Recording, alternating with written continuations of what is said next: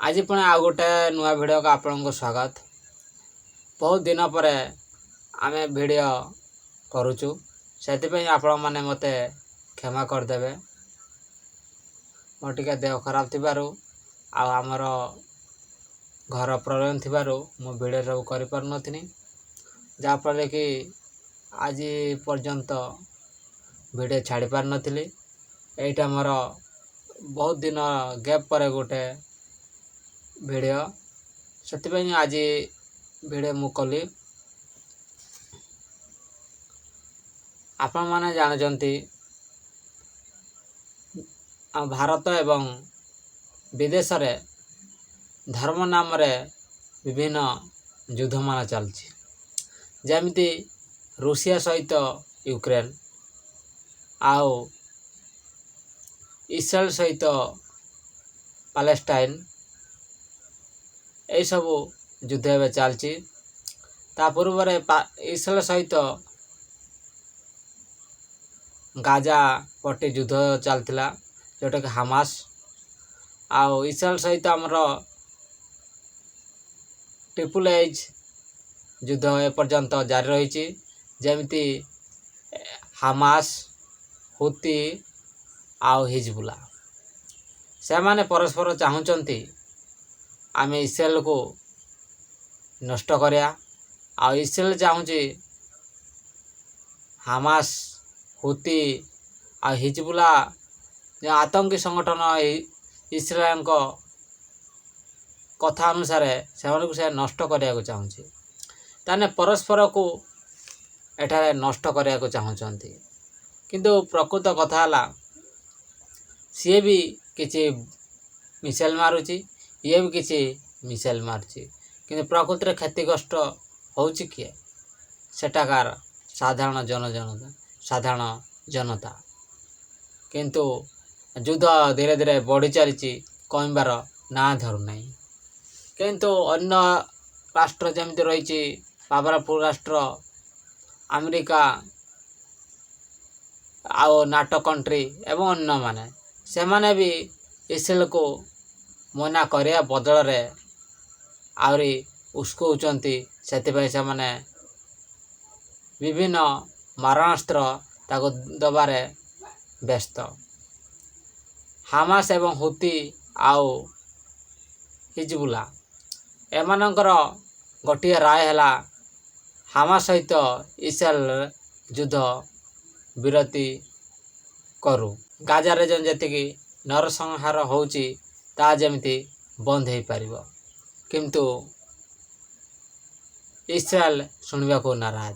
से तार गोटे लक्ष्य मो हामास को खत्म ही करबी माने करबी।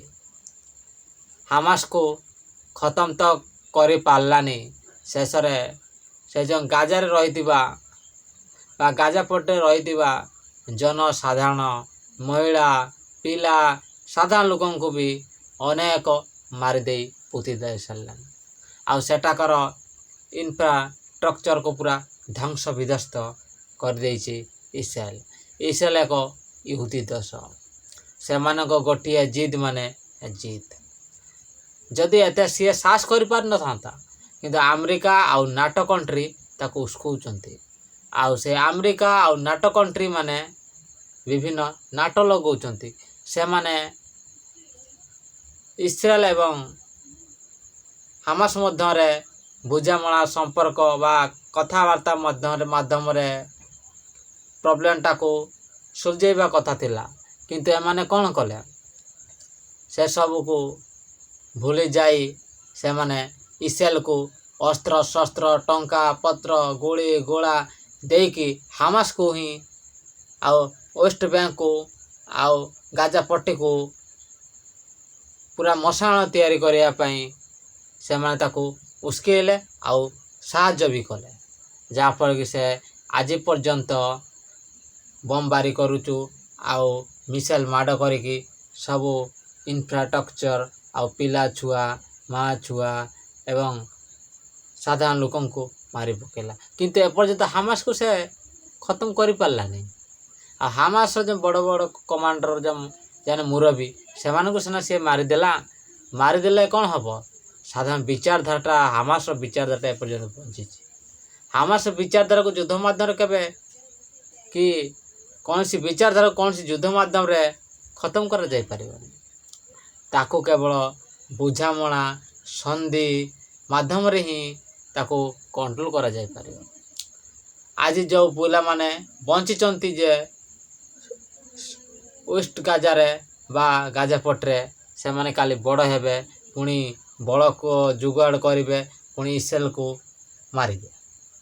ତେଣୁକରି ଯୁଦ୍ଧଟା ବଢ଼ି ଚାଲିବ। କିନ୍ତୁ ଆଜି ଛୋଟ ହେଇଛି, କାଲି ବଡ଼ ହେବ।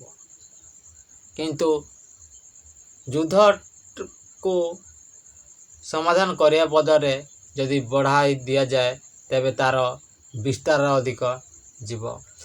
ଦୁଇଟା ଦେଶ ଯୁଦ୍ଧ କରୁଛନ୍ତି, ଏବେ ତିନିଟା ଦେଶ ଯୁଦ୍ଧ କରିବେ, ତିନିଟା ଦେଶ ଯୁଦ୍ଧ କରିବେ, ଏବେ 6ଟା ଦେଶ ଯୁଦ୍ଧ, ଏଇଭଳିଆ ବଢ଼ି ବଢ଼ି ଯିବ। ଏବେ ହାମାସ ସହିତ ଇସ୍ରାଏଲ ଯୁଦ୍ଧ ହେଇଥିଲା। ସିଏ ଯେହେତୁ ଅତି ଅନ୍ୟାୟ କଲା, ଇସ୍ରାଏଲ ଛୁଆଙ୍କୁ ହିଁ ମାରିଦେଲା। ଛୁଆ ଯେଉଁଠି ଚିକିତ୍ସା ହେଉଛନ୍ତି ସେ ହସ୍ପିଟାଲରେ ବୋମା ପକାଇଲା। ଆଉ ସାଧାରଣତଃ ଯେଉଁଠି ଯେଉଁ ସାଧାରଣ ଲୋକମାନେ ଷ୍ଟାଣ୍ଡ ବାନ୍ଧି ରହିଥିଲେ, ସେଠି ବି ସିଏ ବୋମା ପକାଇକି ନଷ୍ଟ ବିଶେଷ୍ଟ କରି ପକାଇଲା। ତାପରେ ଏଇ କଥାକୁ ଯେତେବେଳେ ତାକୁ କୁହାଗଲା, ସେ ମୋଟେ ମାନିଲାନି। ଆହୁରି ଆମେରିକା ଆଉ ନାଟୋ ତା ସପକ୍ଷରେ ଯୁକ୍ତି ବାଢ଼ିଲେ। ସେଠୁ ହୁତି ଆଉ ହିଜବୁଲ୍ଲା ତା ଆଡ଼କୁ ମାନେ ହାମାସ ଆଡ଼କୁ ନଜର ହଟେଇବା ପାଇଁ ସେମାନେ ଇସ୍ରାଏଲ ଉପରେ ଆକ୍ରମଣ କଲେ। ସେମାନେ କହିଲେ, ଯଦି ହାମାସ ଉପରେ ତମେ ଆକ୍ରମଣ ନ ରୋକ, ତେବେ ତମକୁ ଆମେ ଆକ୍ରମଣ କରିବା। ତଥା ଇସ୍ରାଏଲ ତ ଏମିତି ମାନିବା ଲୋକ ନୁହେଁ। ଯେମିତି କୁହାଯାଏ, ଯେ ଲୋକ କଥାରେ ଶୁଣେ ନାହିଁ, ତାକୁ ଭାତରେ ମରା ହୁଏ। ତଥାପି ସେଥିପାଇଁ ହୁତି କ'ଣ କଲା, ଯେତିକି ଯେଉଁ ବିଜନେସ୍ କରୁଥିଲା ଜାହାଜ, ନାଟୋ ଦେଶରୁ ଆସିକି ଇସ୍ରାଏଲକୁ ବିଭିନ୍ନ ପ୍ରକାର ଅସ୍ତ୍ରଶସ୍ତ୍ର ପାଖରୁ ଖାଦ୍ୟ ବସ୍ତ୍ର ଯୋଗାଉଥିଲେ, ସେଇ ସିପ୍ ବା ଜାହାଜ ଉପରକୁ ସେମାନେ ମିସାଇଲ୍ ମାଡ଼ କଲେ, ରକେଟ୍ ମାଡ଼ କଲେ। ତଥାପି ଇସ୍ରାଏଲ ମାନିବା ଲୋକ ନୁହେଁ। ତଥାପି ସେଇ ହାମାସକୁ ଉପରେ ହିଁ ବା ସେଇ ଗାଜା ପଟ୍ଟି ଉପରେ ହିଁ ବମବାରୀ କରି ଚାଲିଲା। ଆଉ ଯେ ବର୍ଡ଼ର କଡ଼ରେ ବି ମାନେ କିଛି ତମ୍ବୁ ବାନ୍ଧି ରହିଥିଲେ, ସେଠି ବି ନଷ୍ଟ କରି ପକାଇଲା। ଏମିତିକି ହାମାସକୁ ତ ମାରି ପାରୁନି, ଜନସାଧାରଣଙ୍କ ଉପରେ ସେ ରାଗ ସୁଝେଇଲା। ଏଇଟା କ'ଣ ମାନବିକତା? ଏଇଟା କ'ଣ ୟୁଦୀମାନଙ୍କର ଧର୍ମ? ନୁହେଁ ନା। ତେବେ ଏମିତି ନିଷ୍ଠୁର ହତ୍ୟା କାହିଁକି? ତାପରେ ଏବେ ଚାଲିଛି ହିଜବୁଲ୍ଲା ଆଉ ଇସ୍ରାଏଲ ମଧ୍ୟରେ ଘମାଘୋଟ ଯୁଦ୍ଧ। ଇସ୍ରାଏଲ କହୁଛୁ, ମୁଁ ହିଜବୁଲ୍ଲାକୁ ପୁରା ଗାଜା ଭଳିଆ କରିଦେବି, ଆମ ଲେବନାନକୁ ପୁରା ଗାଜା ଭଳିଆ କରିଦେବି। ଆଉ ହିଜବୁଲ୍ଲା ବି କହୁଛି, ତୁ ଗାଜା ଭଳିଆ କରିବା ଆଗରୁ ତ ଇସ୍ରାଏଲଟାକୁ ଆମେ ପୁରା ମଶାନ କରିଦେବା। ତାହେଲେ ଚିନ୍ତା କର, ଏମାନେ ମୁସଲିମ କଣ୍ଟ୍ରି ମାନେ ଇସ୍ରାଏଲ ବିରୋଧରେ ଏକତା ବାନ୍ଧୁଛନ୍ତି। ଆଉ ଇସ୍ରାଏଲ ଆମେରିକା କାନ୍ଧ ଉପରେ ବସି ଦାଦାଗିରି ଦେଖାଉଛି। ଆଜି ଆମେରିକା ଅଛି, କାଲି ଆମେରିକା ନଥିବ। ରୁଷିଆ ଆମେରିକାକୁ ନଷ୍ଟ କରିବା ପାଇଁ ସିଏ ବି ଚେଷ୍ଟା ଚାଲିଛି। ରୁଷିଆ ଚାହୁଁଛୁ ମୋର ସୁପର ପାୱାର ହେବା ଦରକାର, ମୁଁ ସୁପର ପାୱାର ହେମି ଆଉ ସମସ୍ତଙ୍କୁ ଗାଇଡ଼ କରିବି।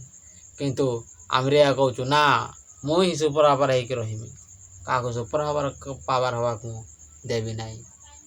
ହେଲା କି? ଏଇଭଳିଆ ଏଇ କାରଣରୁ ଯୁଦ୍ଧ ଏବେ ଚାଲିଛି। ସେ କମୁ ନାହିଁ, ଆହୁରି ବରଂ ବଢ଼ୁଛି। ଏଇଟା ହେଲା, ଯଦି ଆମେରିକା ଏଟା ମଧ୍ୟସ୍ଥି କରିକି କିଛି କରିପାରନ୍ତା, କିନ୍ତୁ ଆମେରିକା ସେ ଚାହୁଁନାହିଁ। କାହିଁକି ଚାହୁଁନାହିଁ? ସେ ଚାହୁଁଛି ଯଦି ସେୟା କରନ୍ତା, ତେବେ ଆମେରିକାର ଇଲେକ୍ସନ୍ ଅଛି, ଲୋକଙ୍କର ସମର୍ଥନ ଶେଷରେ ଯେ ଏବେ ଯେଉଁ ରାଷ୍ଟ୍ରପତି ଯେ ଦଳ ରହିଛି ସେ ଦଳକୁ ଲୋକଙ୍କର ସମର୍ଥନ ଆସିବନି। ସେଥିପାଇଁ ସେ ଯୁଦ୍ଧ ମାନେ ଇଲେକ୍ସନ୍ ପର୍ଯ୍ୟନ୍ତ ଯୁଦ୍ଧକୁ କଣ୍ଟିନ୍ୟୁ କରିବାକୁ ଚାହୁଁଛି। ସେଥିପାଇଁ ସେ ଇସ୍ରାଏଲକୁ ତ ଅସ୍ତ୍ରଶସ୍ତ୍ର ଦେଉଛି, ଏପଟେ ୟୁକ୍ରେନକୁ ମଧ୍ୟ ଅସ୍ତ୍ରଶସ୍ତ୍ର ଦେଉଛି। ୟୁକ୍ରେନ ଆଉ ରୁଷିଆ ମଧ୍ୟରେ ଯୁଦ୍ଧର ହେବାର କାରଣ ଥିଲା ୟୁକ୍ରେନକୁ ମନା କରୁଥିଲା ରୁଷିଆ, ତୁ ନାଟୋରେ କେବେ ସଦସ୍ୟ ହେବୁ ନାହିଁ। ଏମିତିରେ ରୁଷିଆ ହିଁ ୟୁକ୍ରେନକୁ ସବୁ ପ୍ରକାର ସାହାଯ୍ୟ ସହଯୋଗ କରୁଥିଲା। ଯଦି ୟୁକ୍ରେନ ନାଟୋରେ ସଦସ୍ୟ ହେବ, ଯେମିତି ନାଟୋ ଆମେରିକାର ଗୋଟେ ସଂଗଠନ ଯେଉଁଟାକି ରୁଷ ବିରୋଧରେ ଗୋଟେ ସାମରିକ ସଂଗଠନକୁ ନାଟୋ କୁହାଯାଏ। ସେ ନାଟୋ ଏବେ ନାଟକ ଦେଖାଉଛି କ'ଣ ତାର ବିସ୍ତାର ଲାଭ ମାନେ ନାଟୋର ନାଟୋକୁ ବିସ୍ତାର କରୁଛି ସିଏ। ସେଥିପାଇଁ ୟୁକ୍ରେନ ଆଉ ଅନ୍ୟମାନଙ୍କୁ ସିଏ ନାଟୋରେ ସାମିଲ କରିବା ପାଇଁ ଯୋଜନା କଲା। ଏହି ଯୋଜନା ଯେତେବେଳେ ରୁଷିଆ ଜାଣି ପକାଇଲା, ରୁଷିଆ ତାକୁ ୟୁକ୍ରେନକୁ ମନା କଲା, କହିଲା ନାଟୋରେ କେବେ ସଦସ୍ୟ ହେବନି, ମୁଁ ତ ସବୁ କିଛି ଦେଉଛୁ। ନାଟୋର ସଦସ୍ୟ ହେଲେ ମୋର ଏଇଠି ନାଟୋ ସୈନ୍ୟ ଆସିକି ମୋ ବର୍ଡ଼ର ପାଖରେ ସେମାନେ ଟେଣ୍ଟ ବାନ୍ଧିବେ, ଆଉ ମୋତେ ସବୁବେଳେ ମୋର ଗତିକୁ ନଜର କରିବେ, ଆଉ ଆବଶ୍ୟକ ବେଳେ ମୋତେ ଚାରିଆଡ଼ୁ ସେମାନେ ଆକ୍ରମଣ କରିବେ। ସେଥିପାଇଁ ତୁ ନାଟୋର କେବେ ସଦସ୍ୟ ହେବୁ ନାହିଁ। କିନ୍ତୁ ୟୁକ୍ରେନ ମାନିବା ଲୋକ ନୁହେଁ, ସେ ମନା କଲା, କହିଲା ମୋର ଇଚ୍ଛା, ମୁଁ ନାଟୋର ସଦସ୍ୟ ହୁଏ ବା ନ ହୁଏ, ତୋର ସେଠି ମୁଣ୍ଡ ଖେଳାଇବାର କିଛି ଆବଶ୍ୟକ ନାହିଁ। ଡାଇରେକ୍ଟ ରୁଷିଆ କହିଲା। ରୁଷିଆ ରାଗଲା, କହିଲା ଏଇଟା ଲାତ କା ଭୂତ ବାତ ମେ ନେଇ ଚଲେଗା, ମାନେ ସେଇଭଳିଆ କଥା ହେଇଗଲା। ସେଥିପାଇଁ ସେ କଥାରେ ଯେଟେ ମାନିଲାନି, ରୁଷିଆ ତାକୁ ଡାଇରେକ୍ଟ ଯୁଦ୍ଧ କଲା। ସେଇ ଯୁଦ୍ଧ ଏବେ 2.5 ବର୍ଷ ପାଖାପାଖି ହେଇଗଲାଣି, ଆଉ ଆଗକୁ ବି କେତେ ବର୍ଷ ହେବ ସେଟା କହୁନି। କିନ୍ତୁ ୟୁକ୍ରେନକୁ ସେ କେତେ ଦିନରୁ ହାରି ସାରିଥାନ୍ତା ୟୁକ୍ରେନ, କିନ୍ତୁ ନାଟୋ ଆଉ ଆମେରିକାର ସପୋର୍ଟ ମୂଳେ ବା ସହଯୋଗ ମୂଳେ ଆଜି ରୁଷିଆ ସାଙ୍ଗରେ ୟୁକ୍ରେନ ଯୁଦ୍ଧ କରୁଛୁ। ଅର୍ଥାତ୍ ରୁଷିଆ ଏକୁଟିଆ ସମସ୍ତ ନାଟୋ ସଦସ୍ୟମାନଙ୍କର ମାନେ ନାଟୋ ସଦସ୍ୟମାନଙ୍କ ସହିତ ଯୁଦ୍ଧ କରୁଛି। ତଥାପି ନାଟୋ ସଦସ୍ୟ ଏତେ ଦୁର୍ବଳ ହେଲାଣି ଯେ ରୁଷିଆ ଏକୁଟିଆକୁ ମାନେ ରୁଷିଆ ଗୋଟିଏ ଦେଶକୁ ପରାସ୍ତ କରିପାରୁନାହାନ୍ତି। ତାହେଲେ ରୁଷିଆ ସୁପର ପାୱାର ନା ଆମେରିକା ସୁପର ପାୱାର? ଏବେ ଆମେରିକା ପାଖକୁ ଆଉ ନାଟୋ ସଦସ୍ୟ ପାଖକୁ ୟୁନିୟନ ଆମର ନାଟୋର ଗୋଟେ ମିଟିଂ ହୋଇଥିଲା। ଆମେ ୟୁକ୍ରେନର ରାଷ୍ଟ୍ରପତି ହେଲେ ଜେଲେନ୍ସ୍କି, ସେ ଯାଇଥିଲା ମିଟିଂକୁ, ତାକୁ ଡକା ହେଇଥିଲା। ସେଠୁ ସିଏ ଦାବି କରିଥିଲେ ଯେ କ'ଣ ଲଙ୍ଗ୍ ରେଞ୍ଜ ମିସାଇଲ୍ ତାକୁ ୟୁକ୍ରେନକୁ ଦିଆଯାଉ, ଯାହାଫଳରେ କି ରୁଷିଆର ଭିତର ପର୍ଯ୍ୟନ୍ତ ମିସାଇଲ୍ ମାଡ଼ କରିକି ରୁଷିଆକୁ କ୍ଷତି ପହଞ୍ଚେଇବ। କିନ୍ତୁ ଏମାନେ ବି ରାଜି ହେଇଥିଲେ ୟୁକ୍ରେନକୁ ଲଙ୍ଗ୍ ମିସାଇଲ୍ ବା ଲଙ୍ଗ୍ ରେଞ୍ଜ ମିସାଇଲ୍ ଦିଆଯାଉ। କିନ୍ତୁ ସେତେବେଳେ ରୁଷିଆ ସିଏ ବି ଗୋଟେ ଷ୍ଟ୍ରାଇକ୍ କରିଥିଲା। ସିଏ କହିଲା କ'ଣ ସର୍ଜିକାଲ୍ ଷ୍ଟ୍ରାଇକ୍, ଯେମିତି ମୋଦି ସର୍ଜିକାଲ୍ ଷ୍ଟ୍ରାଇକ୍ କରୁଥିଲେ, ରୁଷିଆ ବି ସେମିତି ସର୍ଜିକାଲ୍ ଷ୍ଟ୍ରାଇକ୍ କରିଥିଲା।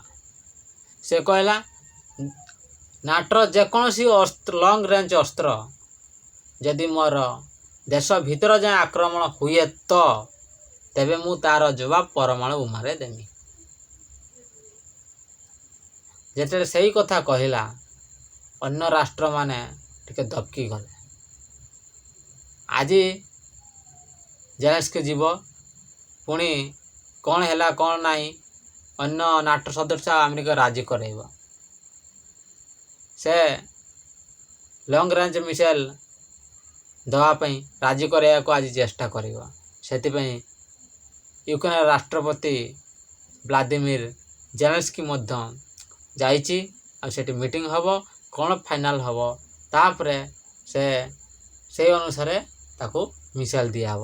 କିନ୍ତୁ ଅନ୍ୟ ଛୋଟ ବଡ଼ ଅସ୍ତ୍ରଶସ୍ତ୍ର କିନ୍ତୁ ଅନ୍ୟ ନାଟୋ ଦେଶମାନେ ୟୁକ୍ରେନକୁ ପଠାଇଲେଣି, ହେଲା କି। ତଥାପି ଏଯାଏଁ ଜୋରସୋର ଘମାଘଟ ଯୁଦ୍ଧ ଚାଲିଛି। ଥରେ ଥରେ ୟୁକ୍ରେନ୍ ଆଗେଇ ଯାଉଛି ତ ଥରେ ଥରେ ରୁଷ ଆଗଉଛୁ। ତଥାପି ଏବେ ୟୁକ୍ରେନ୍ ପୁରା ପଛରେ ପଡ଼ିଯାଇଛି।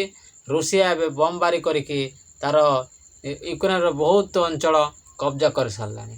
ଆଉ କ'ଣ ହେଉଛି ମୁଁ ପୁଣି ଆପଣଙ୍କୁ ସେଇ ଅପଡ଼େଟ୍ ଜଣାଇବି। ଆଜି ପାଇଁ ଏତିକି, ଧନ୍ୟବାଦ।